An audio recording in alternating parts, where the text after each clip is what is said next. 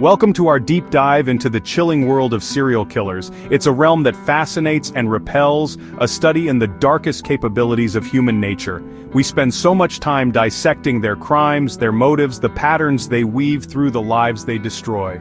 We try to understand the why, to peer into the abyss and make some sense of the chaos they create. But what about the end of their stories? The final chapter, often as grim and stark as the lives they led. Today we uncover the shocking demises of some of the most infamous murderers in history. These aren't tales of redemption, nor are they simple conclusions. They are the stark, often brutal punctuation marks at the end of violent narratives. We'll examine the circumstances, the methods, and the quiet, or sometimes deafening moments that brought their reigns of terror to a definitive close. It's about looking at the system, the consequences, and the cold, hard reality that even for those who seem to operate outside the bounds of humanity, an end always comes. Join me as we navigate these final moments. We're not here to glorify, but to understand the full arc, from the genesis of their monstrosity to the often unceremonious dispatch from the world they so profoundly scarred.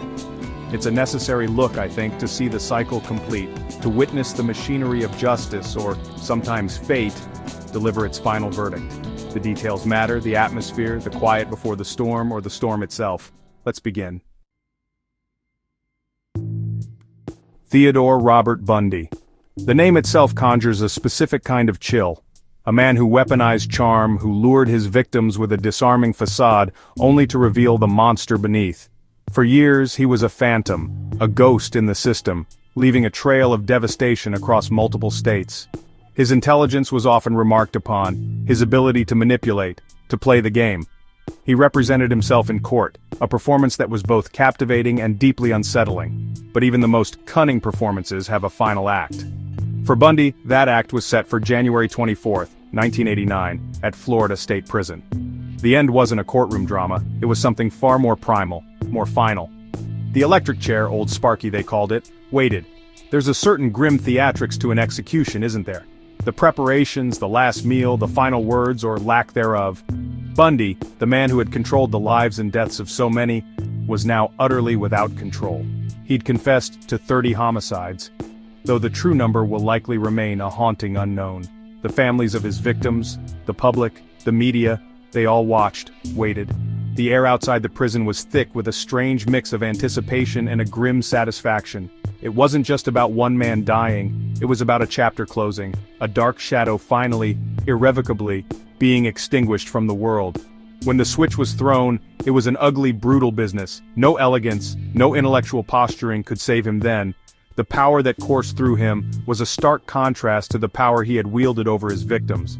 It was a visceral end, a stark reminder that the law, in its own methodical way, can deliver a terrifying finality. The cheers from the crowd outside when his death was announced spoke volumes, a release of years of fear and anger.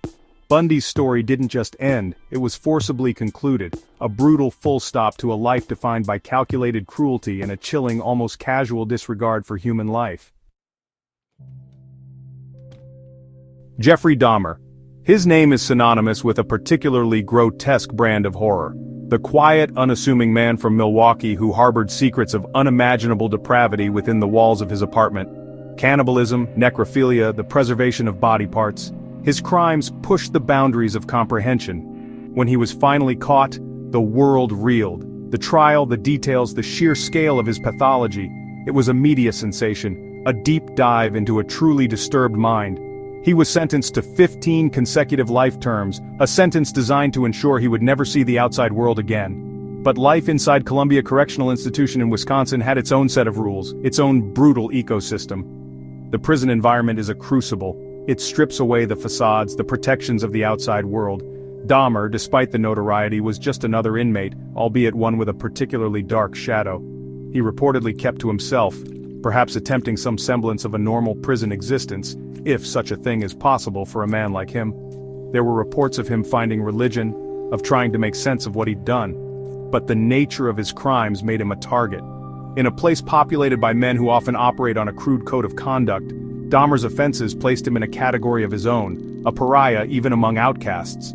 The quiet demeanor that had perhaps helped him evade detection for so long offered no shield here.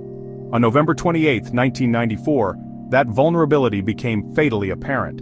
Another inmate, Christopher Scarver, confronted Dahmer while they were on cleaning duty, unsupervised for a brief fatal window. A metal bar from a piece of exercise equipment became the instrument of a swift, brutal justice, or perhaps just another act of violence in a violent place. Dahmer was beaten to death, his skull crushed. There was a grim irony to it, a man who had inflicted such horrific, intimate violence upon others meeting such a personal, violent end himself. No lethal injection, no electric chair, just the brutal reality of prison life catching up to him. His death, like his crimes, was shocking and deeply unsettling. Chapter 3. John Wayne Gacy, the clown's final performance. John Wayne Gacy, the killer clown. Pogo the Clown, the jovial entertainer at children's parties, contrasted with the monstrous reality hidden beneath his suburban home.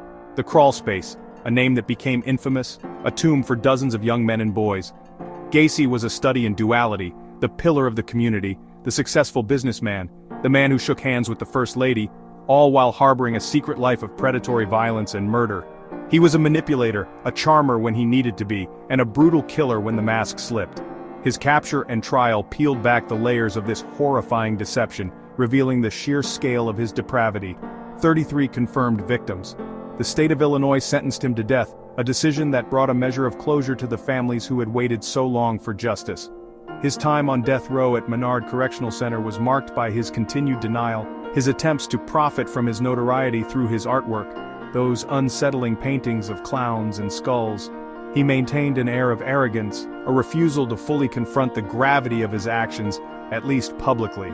The years passed, appeals were exhausted, and the date for his execution was set, May 10, 1994. The method chosen was lethal injection, a procedure designed to be more humane, more clinical than the methods of the past.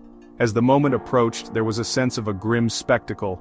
Gacy's last meal, his final defiant words, "Kiss my ass," were reported widely. The lethal injection itself, however, did not go smoothly. There was a problem with the delivery of the chemicals. The IV line reportedly clogged, causing a delay, a period of uncertainty in the execution chamber. It was a grim, almost farcical complication in the dispatch of a man whose life had been a grotesque performance. Eventually the procedure was completed.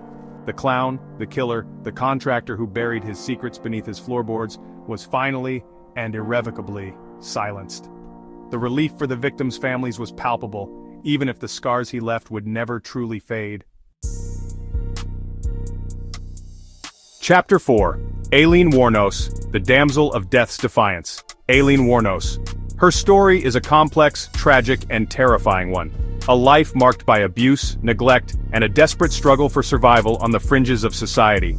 She became known as America's first female serial killer in the media's portrayal, a narrative she herself sometimes embraced and sometimes railed against. Her victims were men she claimed had assaulted or attempted to assault her while she worked as a prostitute along the Florida highways. The Damsel of Death, they called her. Her case brought forth difficult questions about victimhood, agency, and the cycles of violence. She was by any measure a damaged soul who inflicted terrible damage on others. Her trial was a spectacle, her courtroom outbursts legendary. She fluctuated between remorse, defiance, and claims of self-defense.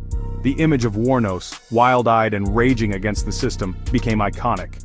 She was convicted of the murder of Richard Mallory, and ultimately confessed to killing 6 other men. Her mental state was a constant subject of debate, but the courts found her sane enough to stand trial and eventually, sane enough to be executed. She seemed to almost welcome the death penalty by the end, expressing a desire to leave a world she felt had only ever brought her pain and suffering. She waived her appeals, hastening her own demise. On October 9, 2002, at Florida State Prison, the same institution that had housed Ted Bundy, Aileen Wuornos, was executed by lethal injection. Her last words were reportedly, "Yes, I would just like to say I'm sailing with the Rock, and I'll be back like Independence Day with Jesus. June 6th, like the movie. Big mothership and all, I'll be back, I'll be back." It was a bizarre, defiant farewell, consistent with the chaotic energy that had defined much of her public persona.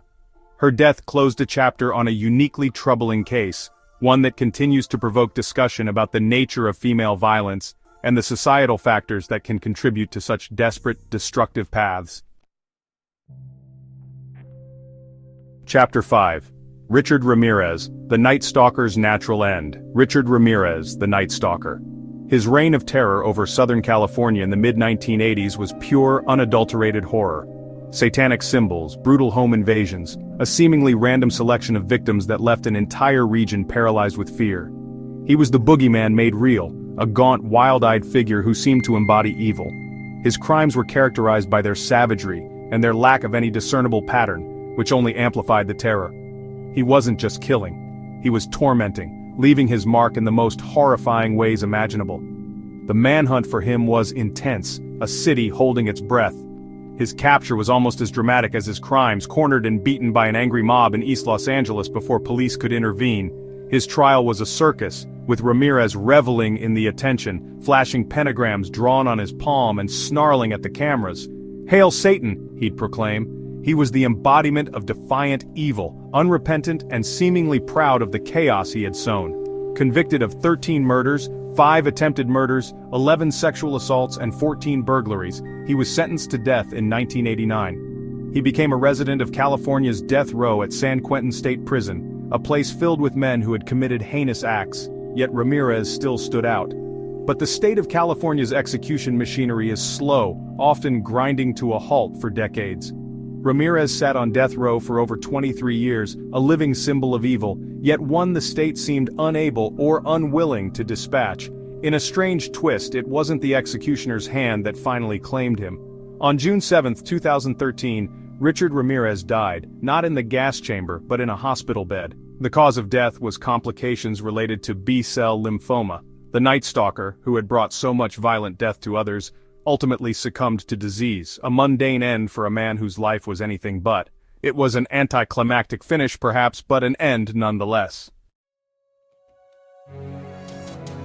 These are just a few of the chilling ends met by some of history's most notorious serial killers.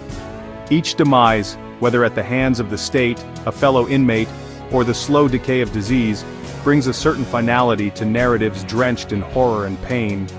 Yet the silence that follows their deaths is often unsettling. Does it bring true closure? Does it erase the terror they inflicted or heal the wounds they left behind?